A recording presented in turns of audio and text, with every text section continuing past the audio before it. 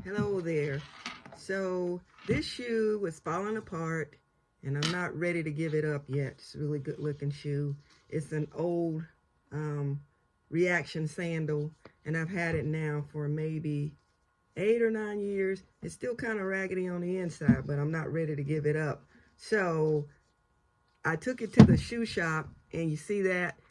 I asked them if they could put a stitch down the side. They said they couldn't. They would have to glue it. So I'm going to put the stitch down the side. So I've got my machine here and I don't even have a leather needle on. I'm just going to sew it with a regular needle and voila, guess what? It is sewing. Okay, it is going, it is sewing. It is sewing.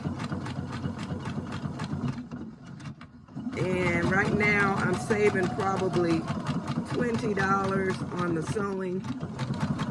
And I'll take it up and let you see that it does. Voila, it does sew. I put a stitch on the side here. Let me cut the thread off. I put a stitch on the side. Now I can go another whatever before they tear up again. And they work just fine. And I've already done the other one. And here's how it looks with the stitch on the side. You can see the stitch on the side and it looks good. And I've saved myself $20. Still don't know exactly what I'm going to do about that part right there. Now, if I get a leather needle, maybe I can hand stitch it because I just need it right across the top right there.